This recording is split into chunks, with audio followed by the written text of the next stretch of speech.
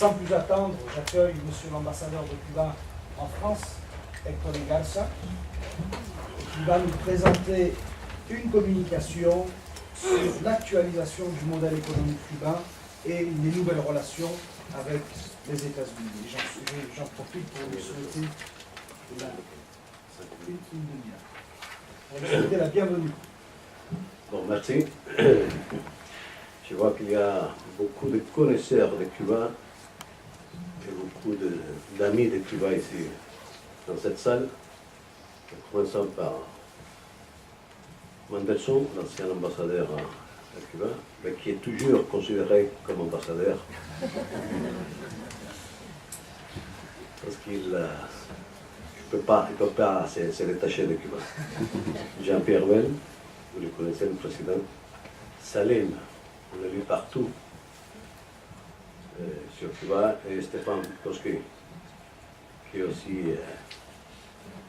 un connaisseur et ami aussi, bien sûr, de Cuba. Je m'excuse parce que je suis arrivé en retard. J'étais ici même à la Maison d'Amérique latine, dans un déjeuner, avec le directeur général de l'Agence française de développement. Tous les ambassadeurs, ce n'est pas moi seulement, c'était tous les ambassadeurs latino-américains accrédités ici. Normalement, on organise des déjeuners, on invite des personnalités françaises pour échanger le point de vue, pour échanger sur les relations entre la France et l'Amérique latine. Cette fois, c'était le directeur général de l'Agence française de développement. Selon ce qu'il nous a dit, M. Rioux, qui vient d'être nommé, ça fait moins d'un an, l'AFD voudrait augmenter l'aide au développement. Aujourd'hui, ils le font avec à peu près 1 milliard d'euros en projet de développement. Et d'ici 2020, ils veulent doubler à 2 milliards. C'est une grande opportunité parce que l'AFD veut le faire d'ici 2020. D'ici 2020, ça coïncide avec la présidence de M. Donald Trump, qui vient d'annoncer, qui vient de présenter un programme au Congrès, c'est-à-dire au Congrès et au Sénat, pour augmenter de 9% le budget militaire pour défendre les intérêts des États-Unis sur le territoire et partout dans le monde, et de couper le budget de toutes les autres entités, y inclut le département d'État qui est le ministère des Affaires étrangères, et au département d'État se trouve l'USAID. C'est-à-dire, si les États-Unis, ils ne vont pas seulement, Donald Trump, il ne va pas seulement mettre un mur entre l'Amérique latine et les États-Unis au Mexique, mais aussi il va couper l'aide au développement. Nous, en tant que Cubains, nous attendons que dans cette coupure, on enlève les 30 millions de dollars qu'ils dépensent pour rien pour promouvoir la subversion interne à Cuba. Donc ça serait une bonne chose. Cuba, comme vous le savez, nous avons beaucoup de difficultés économiques. L'année 2016, c'était une année encore de difficultés. C'était une année où, on a commencé un processus de développement de la normalisation des relations avec les États-Unis. Ça a été une année très dure parce que le même gouvernement qui nous dit qu'il veut normaliser les relations, c'est le même gouvernement qui met 14 milliards de dollars d'amende aux banques qui font des affaires avec Cuba. C'est-à-dire les blocus sur tous les côtés financiers s'est intensifié pendant l'époque, pendant la période de Barack Obama. L'année passée, il y a eu encore des problèmes aussi internes à Cuba. Nous n'avons pas pu développer, augmenter la production, surtout les produits alimentaire, agroalimentaire. Nous avons aussi des problèmes, ce n'est pas seulement à cause du blocus, nous avons des problèmes aussi de bureaucratie, nous avons aussi des problèmes surtout que ça prend trop de temps pour décider, pour approuver un projet qui est présenté par une compagnie étrangère, mais nous continuons avec notre décision de continuer à construire un socialisme juste, durable, démocrate et pour toujours. Et voilà que ça fait 2 ans qu'on a approuvé une nouvelle loi d'investissement étrangère qui a beaucoup d'atouts, qu'on peut les trouver dans des publications cubaines, qui a comme objectif attirer l'attention des investisseurs étrangers pour, dans des projets qui nous intéressent, des projets fondamentalement dans la construction, dans le tourisme, dans l'énergie, surtout l'énergie renouvelable, dans le transport, dans les produits pharmaceutiques, dans la biotechnologie. Et on a présenté l'année passée, au mois de novembre, pendant la foire internationale de la Havane, on a présenté le dernier portefeuille d'opportunités où on a présenté à peu près 390 projets d'investissement pour un montant de plus de 9 milliards de dollars. Pour nous, c'est important l'investissement étranger et aussi le transfert de technologie. Nous avons besoin d'à peu près 2,5 milliards de dollars d'investissement par an pour pouvoir monter, pour pouvoir parler de développement. Et voilà pourquoi nous avons ouvert un appel à toutes les entreprises étrangères, surtout les entreprises européennes, dans le cas particulier de la France, pour qu'ils viennent en masse pour investir à Cuba. C'est vrai qu'il y a un processus de normalisation des relations avec les États-Unis, mais vous savez, quand on a un voisin comme les États-Unis, où il y a plus d'intérêt que d'amitié, imaginez-vous, la France, BNP Paribas a été amendé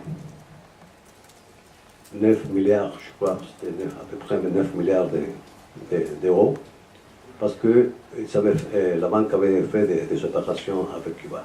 Imaginez-vous, les États-Unis et la France, membres permanents du Conseil de sécurité, alliés des pays principaux dans l'organisation de l'OTAN, de l'Atlantique Nord.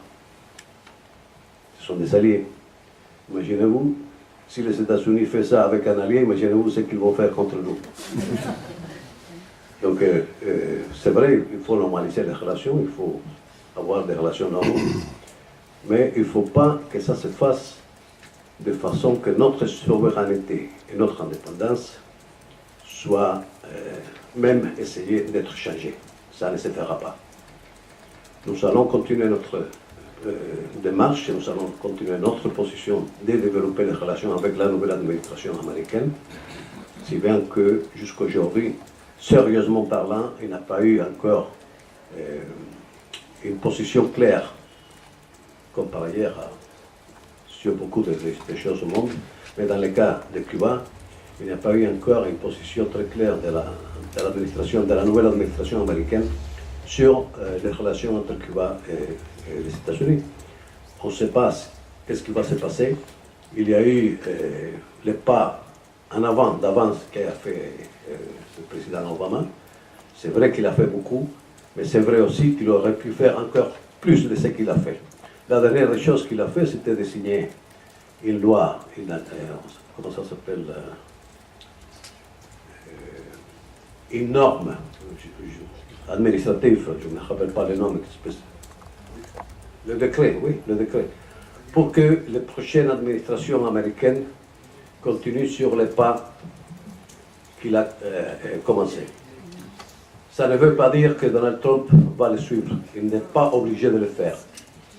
Il n'est pas obligé de le faire, ni politiquement, ni légalement. Donc, il faut attendre pour voir ce que la nouvelle administration américaine va faire pour l'avenir des relations entre nos deux pays. faut pas s'avancer à faire des commentaires sur des Twitter. Il faut attendre comme des gens sérieux, comme ça se fait partout dans le monde. Il faut attendre pour voir ce qu'ils seront les pas que la nouvelle administration va donner. Mais de notre côté, on a déjà dit et répété que notre position continue à être la même. Nous sommes en disposition de continuer notre dialogue dans la dignité, dans le respect mutuel, dans la reconnaissance de notre indépendance et de nos institutions. Il y a une chose qui est bonne, qui est très positive de ce que Obama a fait. Avec la reconnaissance, la reprise des relations diplomatiques entre nos deux pays, la première chose la plus importante à retenir, c'est que depuis plus de 50 ans, le gouvernement américain a reconnu le gouvernement cubain, a reconnu qu'il y a un dialogue avec une institution officielle reconnue par eux. C'est la première fois. Et ça, c'est le plus important de tout le processus. Vous avez vu comment, d'un jour au lendemain, le nom de Cuba a été effacé de la liste des pays qui appuyaient le terrorisme. De la même façon qu'il a été effacé, c'était de la même façon qu'il était inclus dans cette liste. Parce qu'il n'y avait pas vraiment de raison pour le faire. C'était une question nettement politique. C'est vrai que nous ne sommes pas parfaits. Nous ne sommes pas aussi bons que nous le pensons, ou que nous voulons le montrer, mais non plus pas aussi mauvais qu'ils veulent nous montrer. Partout où il y a une révolution, des fois, on fait des erreurs. Et nous l'avons fait. C'est vrai que nous l'avons fait. C'est vrai qu'on va continuer à le faire parce que nous sommes des êtres humains. Chaque être humain a fait des erreurs. Mais il faut le reconnaître pour continuer d'aller, surtout quand on a très clair quels sont les objectifs, que c'est la construction du socialisme. Nous n'allons pas changer notre boussole. Notre boussole est bien fixée. Il n'y aura rien qui va changer notre destin. Et je vous dis, comme il y a une organisation amie qui nous a aidé à faire la carte de vœux de fin d'année et que parmi vous, je crois que vous l'avez reçue, parmi vous il y a beaucoup qui ont reçu cette carte, qui rappelle un peu ce qui pour moi, personnellement,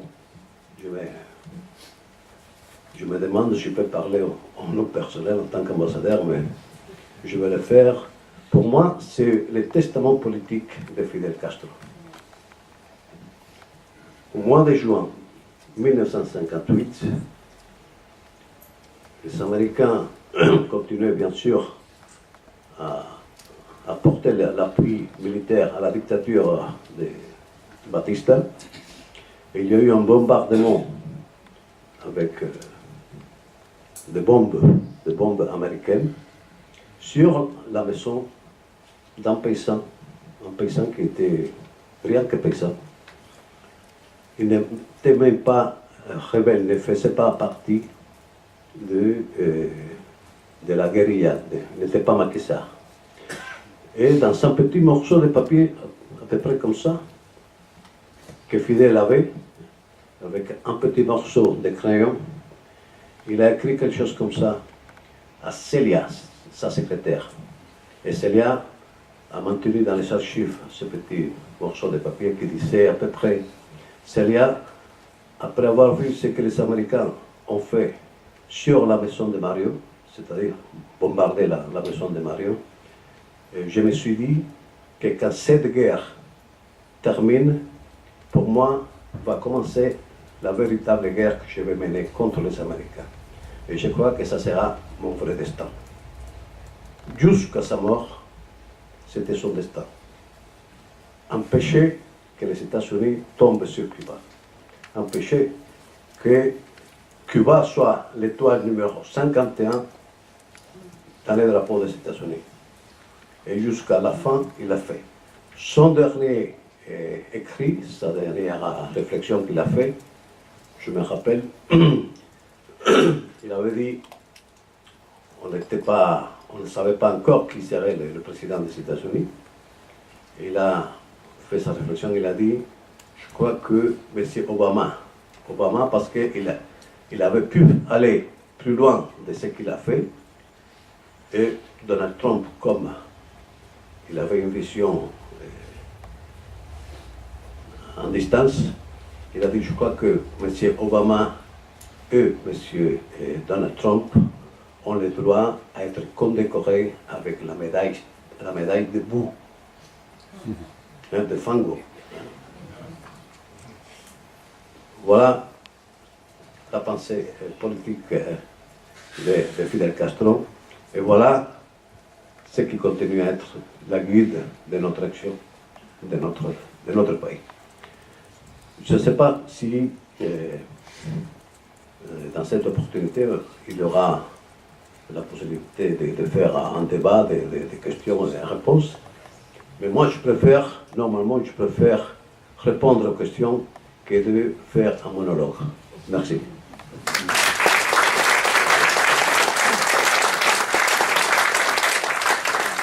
Merci, Monsieur l'Ambassadeur, pour ce message fort et franc qui est aussi caractéristique du peuple cubain.